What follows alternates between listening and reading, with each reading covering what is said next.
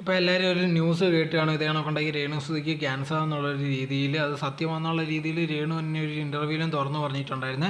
അതിനുശേഷം ഉണ്ടെങ്കിൽ ലേറ്റസ്റ്റ് ആയിട്ടുണ്ടെങ്കിൽ രേണുവിൻ്റെ ചാനലിൽ തന്നെ ഇതിനെക്കുറിച്ചുള്ള കാര്യങ്ങൾ സംസാരിക്കുന്നുണ്ടായിരുന്നു. ഇതേ കണക്ക് എൻ്റെ 15ാമത്തെ വയസ്സിൽ തന്നെ ഉണ്ടെങ്കിൽ ഇതെനിക്ക് മുഴയുണ്ടെന്ന് എനിക്ക് മനസ്സിലായിട്ടുണ്ടായിരുന്നു. ആ സമയത്തുണ്ടെങ്കിൽ അത് വലിയ കാര്യമായിട്ടൊന്നും ഞാൻ എടുത്തിട്ടില്ലായിരുന്നു. അതിന് ശേഷം അത് വിട്ട് കളഞ്ഞുകൊണ്ടാണ് ഇത് ഇത്രയും ഒരു നിലയിലേക്ക് വന്നിരിക്കുന്നത്. എന്തായിരുന്നാലും നാളെ തൊട്ടുണ്ടെങ്കിൽ കീമോ ഒക്കെ സ്റ്റാർട്ട് ചെയ്യാൻ പോവുകയാണ്. എല്ലാവരെയും പ്രാർത്ഥന വേണം. പിന്നെ മുടിയൊക്കെ മുറിച്ച് കളഞ്ഞ് മുട്ടയൊക്കെ അടിക്കേണ്ടി വരും. തീർച്ചയായിട്ടും ഉണ്ടെങ്കിൽ അങ്ങനത്തുള്ള സ്റ്റേജിലൂടെ ആയിരിക്കും പോകുന്നത്. എന്തായിരുന്നാലും എനിക്കിപ്പോൾ പ്രശ്നമില്ല. എൻ്റെ ചേച്ചി ഉണ്ടെങ്കിൽ എൻ്റെ കൂടെ തന്നെ ഉണ്ട്. അതുകൊണ്ട് തന്നെ എനിക്കൊരു പ്രശ്നവുമില്ല. ഞാനുണ്ടെങ്കിൽ ഇനി മുന്നോട്ട് തന്നെ നല്ലോണം പോകുന്നതായിരിക്കും. എന്തായിരുന്നാലും ഇതേ കണക്കത്തുള്ള എല്ലാ ചികിത്സകളും കാര്യങ്ങളും നാളത്തോട്ട് തുടങ്ങുകയാണ്. അതിന് നല്ല ചിലവും കാര്യങ്ങളൊക്കെ ആവുന്നതായിരിക്കും. എന്തായിരുന്നാലും എനിക്കൊരു കുഴപ്പം വരാതെ നല്ല രീതിയിൽ തിരിച്ചു വരാൻ വേണ്ടി എല്ലാവരും പ്രാർത്ഥിക്കണമെന്നുള്ള രീതിയിലായിരുന്നു രേണു പറഞ്ഞിട്ടുണ്ടായിരുന്നത്.